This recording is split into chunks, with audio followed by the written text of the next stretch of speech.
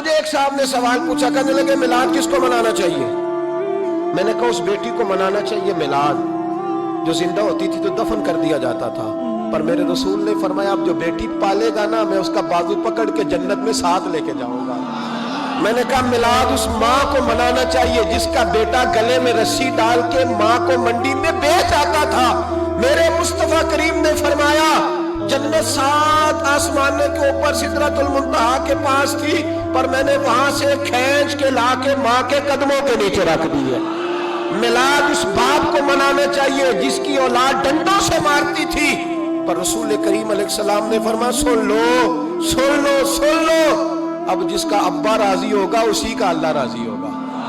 میں نے کہا میلاد اس غریب کو منانا چاہیے جو بھینس کی طرح بکری کی طرح منڈی میں بکتا تھا،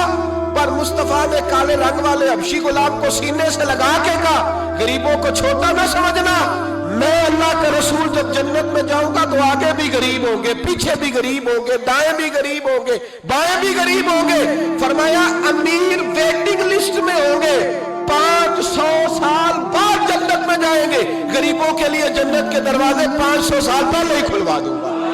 اسے منانا چاہیے، میلاد منانا چاہیے۔ اور میں نے کہا مولوی سن تجھے پوچھتا کوئی نہ، تیرا ذکر کوئی نہ کرتا، لیکن تو منبر پہ بیٹھا ہے، تو محمد عربی کے نام کا کھا رہا ہے، تو علی کے نام کا کھا رہا ہے، تو عمر عثمان اور ابو بکر کے نام کا کھا رہا ہے، تو حسنین کا صدقہ کھا رہا ہے۔ تجھے نہ تیری کبھی کسی نے برادری پوچھی، نہ کبھی تیرا کسی نے ایڈریس پوچھا، نہ کبھی کسی نے تیری سند پوچھی، لوگ تیرے نعرے لگاتے ہیں، لوگ تیرے ہاتھ چومتے ہیں، پھر مان جا کہ تجھے صبح بھی میلاد منانا ہے، شام بھی میلاد منانا ہے، اور تجھے یہ کہنا چاہیے خس خس جنہ قدر نہیں میرا ایتے صاحب نو وڈیائیاں میں گلیاں دا روڑا کوڑا،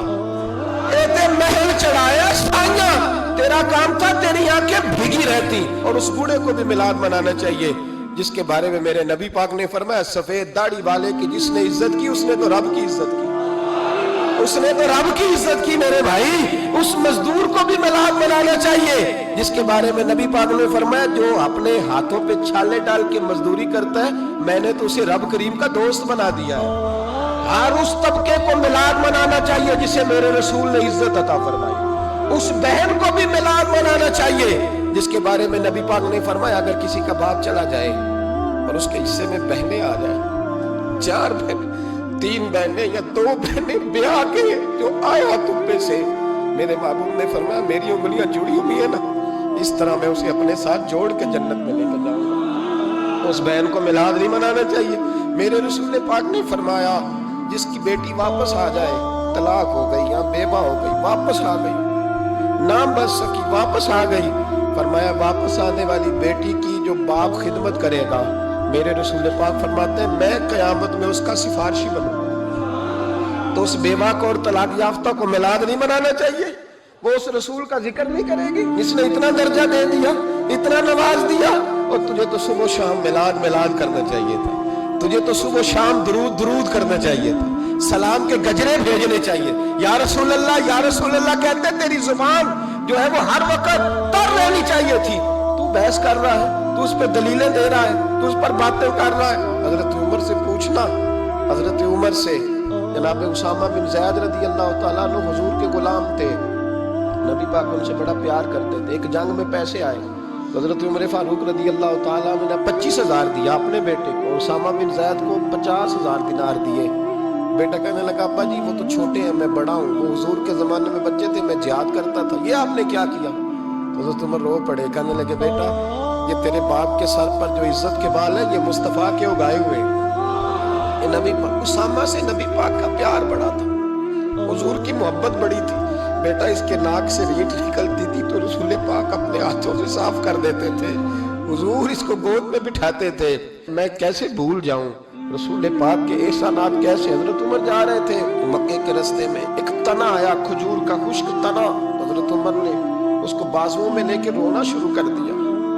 عمر کیا ہوا؟ کہنے لگے یہاں تو میں اونٹ چرایا کرتا تھا، یہاں اور میرا باپ مجھے مارا کرتا تھا، دیکھو آج عمر نعرہ لگاتا ہے تو کیسر و کسرا کام، او بھائی اصلہ نال جے نیکی کریے،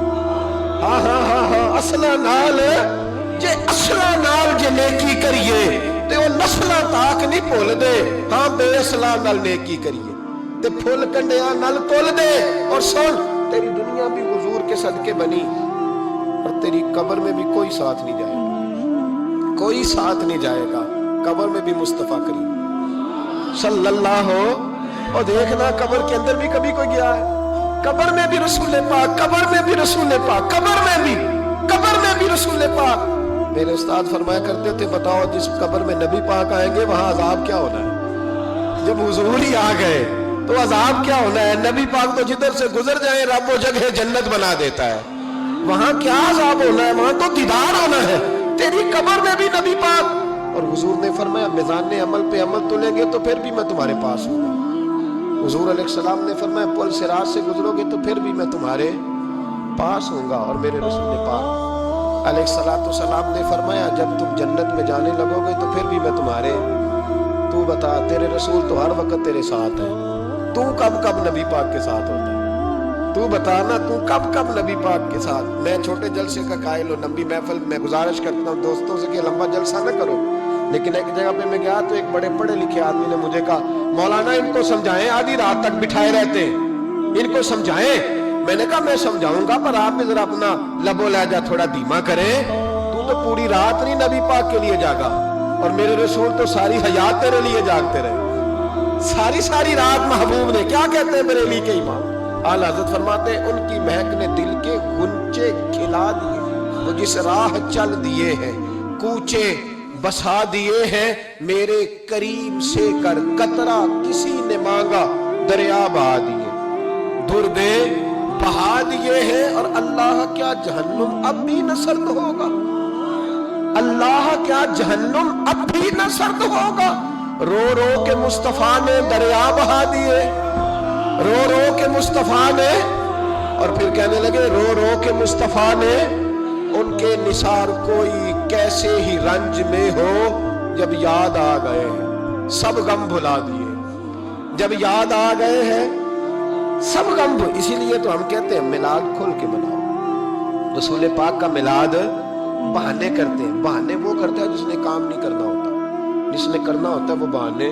اعلیٰ حضرت نے جو پروگرام دیا وہ بڑا لمبا چوڑا ہے، کب تک کا تجھے کیا بتایا؟ اعلیٰ حضرت فرما کے حشر تک ڈالیں گے ہم، حشر تک ڈالیں گے ہم پیدائش مولا کی دھوم، اور مثل فارس نجد کے قلعے گراتے جائیں گے، اور خاک ہو جائیں عدو جل کر مگر ہم تو رضا، دم میں جب تک دم ہے ذکر ان کا سناتے جائیں۔